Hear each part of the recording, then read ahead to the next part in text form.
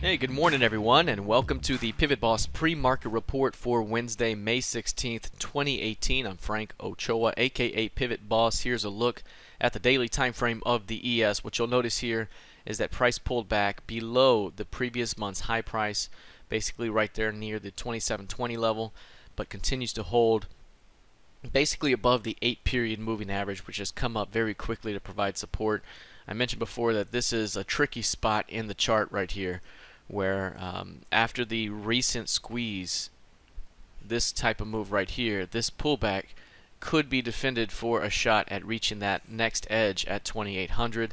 But again, we got to recall that we're still right here trading around the 2703.75. That is the midpoint of the key level. It's like a magnet to price. It continues to attract price at every turn, and it makes it very difficult to really get away from that price at this moment. So any failure to hold that level overall could open up a failure back toward 2600. So again, we're right back at the middle point of this range, and again, that pivot is the main pivot to watch. 2703.75, holding above that pivot, breaking back above 2720 opens up the potential to start trying at least to drive higher. If that failure occurs, if there's any kind of failure up here, then we might be dropping right back down. So we're right back at the sweet spot. Continue to watch 2703.75 as the pivot for the ES. If we take a look here at the NQ, what you'll notice in the NQ is we had a little bit more of a pullback in the previous session, basically holding though prices below the 8-period average. So that gold moving average, there's the 8-period price, drops below it, pops right back above, and it's holding. This one had a more significant squeeze and also had a more significant compression, with the breakout here led to a nice push up. So this pullback right now, right at these prior highs, this is about where bulls want to keep it bid so they can try to drive it into recent highs at around 7200. Failure here at about 6850 opens up a return to 6653. And perhaps as low as 66. So right now we're right in the sweet spot for bulls. They need to keep this area bid for a shot at pushing back toward recent highs. Otherwise, we could be rotating back towards 66.53. Taking a look at gold right now, you can see gold had a significant transition day in the previous session.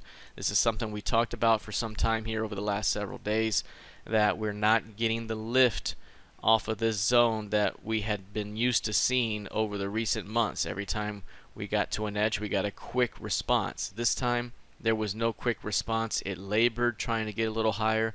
Every time it tried to get above 1320, it really wasn't seeing that lift off that it needed. So I mentioned watch for perhaps a stop run that could lead to a transition day through 1300. And that's exactly what we saw yesterday. Major transition day from the upper price distribution, this basically 1300 up to 1360. This was a transition day where it's breaking down through the bottom of that range and could spark a move across the range as low as 1240 ahead. So I mentioned before that if we break down below 1300, we could be looking at any pullback the next day could be a selling opportunity, as high as 1306 for a shot at continuing this thing lower. We mentioned the first target could be 1280 rather, as the next major target below, and then from there we could be looking at 52 and 40. So we could be looking at much more weakness ahead if price cannot reestablish acceptance back above 1306.60. Taking a look at crude oil. Crude oil remains quite bullish overall. This one is going to be very difficult to sell, and instead any pullback is going to make for a much better buying opportunity. You can see here that over the last several days we've had a very narrow range overall. If we change this to a 5-day range, you'll notice that it's been pink the last couple of days, which means that the last 5 days have been significantly compressed compared to normal. Usually when that happens, you see expansion ahead, and again, based off of the current trend of the market, if this thing were to break down a bit into 68.75, maybe 69, that could provide a big time buying opportunity for another round of strength. Remember, we're still looking for 74.52 as the next major upside target. Alright, lastly, taking a look at Bitcoin. You'll see here that Bitcoin continues to struggle around that 8,500 level. In the previous session, we got a failed new high, and then that led to a push through the midpoint of the previous session's range, and that is usually indicative that you're going to take out that low. and that's exactly what happened here. Now we're seeing some strength off this low. So again, 8,500 here has been a battle zone, and right now it's been very difficult for Bitcoin to find some footing. That's been the case this entire time.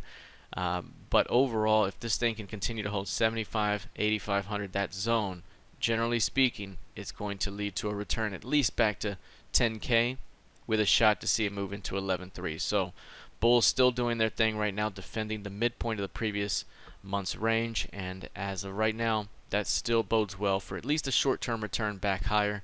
Failure to hold that level opens up at least another 1,000 point drop into 7,500.